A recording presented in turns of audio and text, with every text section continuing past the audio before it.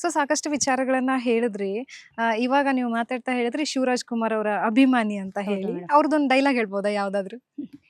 ಅವ್ರ ಡೈಲಾಗು ಅಂದ್ರೆ ಅವ್ರ ಸ್ಟೈಲಲ್ಲಿ ಹೇಳ್ಬೋದು. ಹ್ಮ್. ಬಟ್ ಇಲ್ಲ. ಆದ್ರೆ ಬೆಂಗಳೂರು ನಮ್ದೇ. ಓಕೆ. ಅದೊಂದು ಮಾತ್ರ ನಂಗೆ ತುಂಬಾ ಇಷ್ಟ. ಈಗ ಆರ್ಟು ಯಾವುದೇ ಒಂದು ಕ್ಷೇತ್ರಕ್ಕೆ ಬರಬೇಕು ಅಂತಂದ್ರೆ ಅವ್ರಿಗೆ ಒಬ್ಬ ಇನ್ಸ್ಪಿರೇಷನ್ ಪರ್ಸನ್ ಅಂತ ಇದ್ದೇ ಇರ್ತಾರೆ. ನೀವು ಆರ್ಟು ಚೂಸ್ ಮಾಡೋದಕ್ಕೂ ಮತ್ತೆ ನಿಮ್ಗೆ ಯಾರ ಇನ್ಸ್ಪಿರೇಷನ್ ಪರ್ಸನ್ ಇದಾರಾ?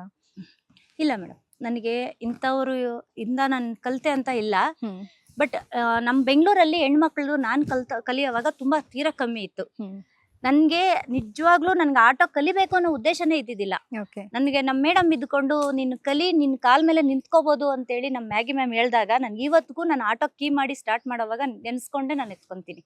ಅವತ್ತು ಆ ಮೇಡಮ್ ಹೇಳಿದಾಗ ನನಗೆ ನನ್ನ ಕೈಯಿಂದ ಇಷ್ಟು ಜನ ಹೆಣ್ಮಕ್ಳಿಗೆ ನಾನು ಕಲಿಸ್ಕೊಟ್ಟೆ ವಿದ್ಯೆ ಅಂತ. ಸೊ ಅದರಿಂದ ನಾನು ತುಂಬಾ ಇಷ್ಟಪಟ್ಟೆ.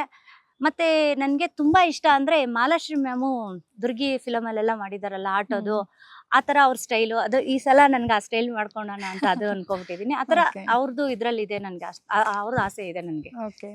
ನೀವೀಗ ಕಟ್ ನೋಡಿದ್ರೆ ನಿಮ್ ಸ್ಟೈಲು ನೀವಿರೋದು ಪರ್ಸನಾಲಿಟಿ ಎಲ್ಲ ನೋಡಿದ್ರೆ ಸೇಮ್ ಮಾಲಾಶ್ರೀ ಮ್ಯಾಮ್ ತರಾನೇ ಅಂತ ಅನ್ಸುತ್ತೆ.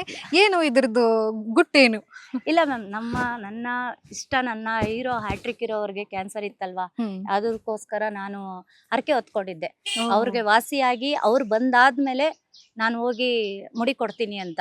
ಓಕೆ. ಅವರು ಸರ್ರು ಮತ್ತೆ ಗೀತಕ್ಕ ಅವರೆಲ್ಲರೂ ಹೋಗಿ ಮುಡಿ ಕೊಟ್ಬಿಟ್ಟು ಹಾಸ್ಪಿಟ್ಲಿಗೆ ಹೋಗಿದ್ದು.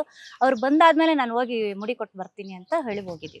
ಓ, ಶಿವರಾಜ್ ಕುಮಾರ್ ಸರ್ಗೋಸ್ಕರ ನೀವು ಹರಕೆ ಹೊತ್ತಿ ಇವತ್ತು ತೀರ್ಸಿದಿರ. ಹೌದು. ಅವರು ಸಹ ಗುಣಮುಖರಾಗಿ ಚೆನ್ನಾಗಿದ್ದಾರೆ. ಸೊ ನಿಮ್ಮಂತಹ ಅಭಿಮಾನಿಗಳು ಇರೋದ್ರಿಂದಲೇನೆ ಸೊ ಎಲ್ರು ಖುಷಿಯಾಗಿದ್ದಾರೆ ಅಂತ